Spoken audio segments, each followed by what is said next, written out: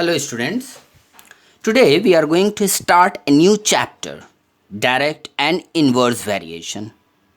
So first, let us understand what is the meaning of the term variation.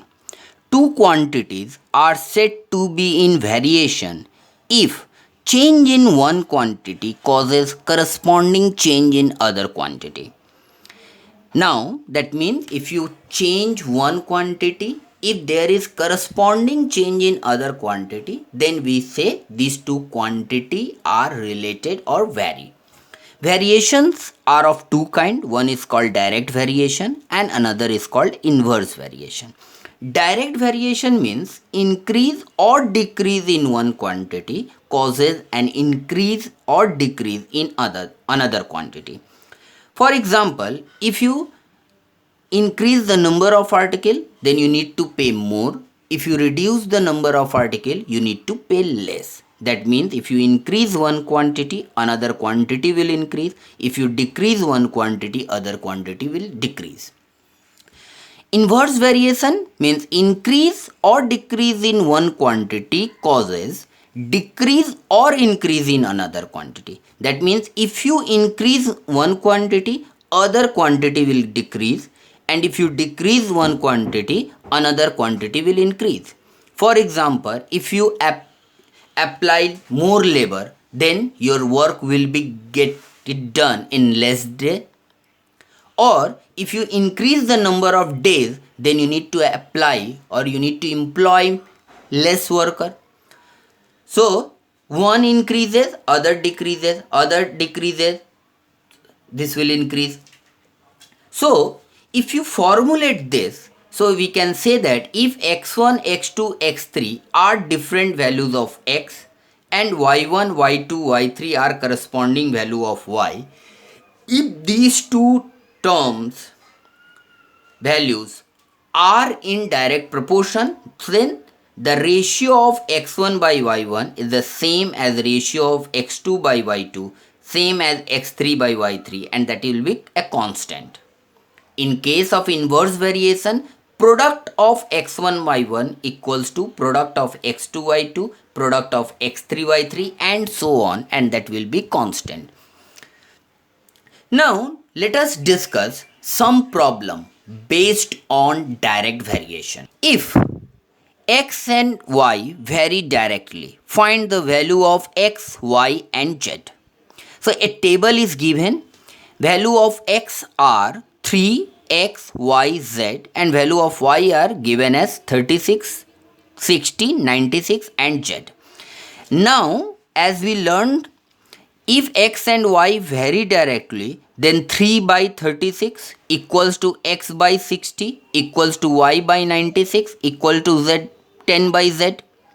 So now if a is equal to b is equal to c is equal to d, then we can say that these two are equal, these two are equal, and these two are equal. So from these two, that means 3 by 36 equals to x by 60, we get the value of x. For that we apply cross multiplication. So 36 into x, 36x equals to 3 into 60.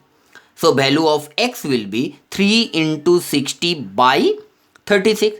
3 1 ja 3, 3 12 ja 36, 12 1 ja 12, 12 5 ja 60. So x equal to 5. Same 3 by 36 equals to y by 96. If you simplify the way we find out the value of x, same way if you simplify, you will get the value of y is equal to 8, and 3 by 36 equals to 10 by z. So if you apply cross multiplication, you will get 3z is equal to 36 into 10, and z is equal to 36 into 10 by 3. 3 1 ja 3, 3 12 ja 36, 12 into 10, 120. So value of x equals to 5, y equals to 8, z equal to 120. Now moving into the next problem. For 100 kilometer, a taxi charges rupees 1800. How much will it charge for a journey of 120 kilometer? Now see, here distance is given and cost is given. For distance is given in kilometer, cost is given in rupees. So for a distance of 100 kilometer, you are paying rupees 1800. So for a distance of 100 kilometer, how much we need to pay? So we consider we need to pay X rupee.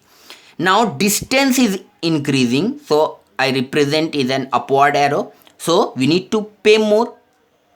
Distance increasing, so cost will increase. So this is a sum based on direct variation.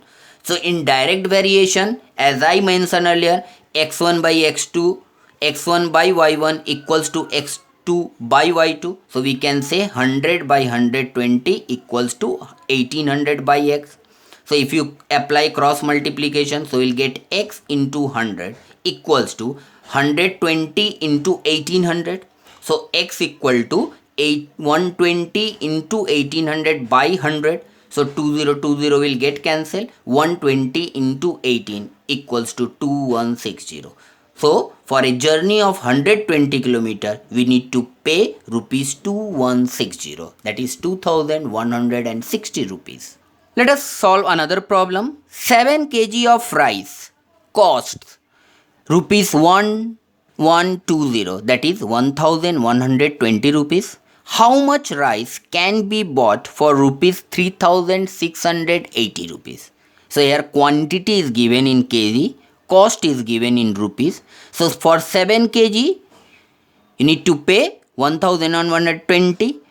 So in rupees 3680, how much quantity of rice can be bought? So we consider X kg of rice. Obviously, if you pay more, you will get the rice in more quantity. So this is a case of direct variation. So we put the arrow, upward arrow, one increasing, since we are increasing the cost. So we'll get the more quantity of rice. So 7 by x equals to 1120 by 3680. If you apply cross multiplication, so we'll get x into 1120 equals to 7 into 3680. Therefore x equal to 7 into 3680 by 1120. 1010 cancel. 7 1 ja 7. 7 1 ja 7. 4 2. 7 6 ja 42. 16 2 ja 32. 4 8. So 16 3 ja 48. So you'll get rupees 23. So you'll get x is equal to 23 kg. Moving into the next problem, 22 men can dig a 27 meter long trench in one day. So 27 men you need to employ to dig a trench of 27 meter. How many men should be employed for digging 135 meter long trench of the same type in one day? Obviously, if you increase the work, you need to hire or employ more men. So number of men is 22, then the distance covered is 27. So if you increase the distance, obviously you need to employ more. So we consider x men. Upward arrow represent distance is increasing, so we need to employ the more number of men. Direct variation, so 22 by x equals to 27 by 135.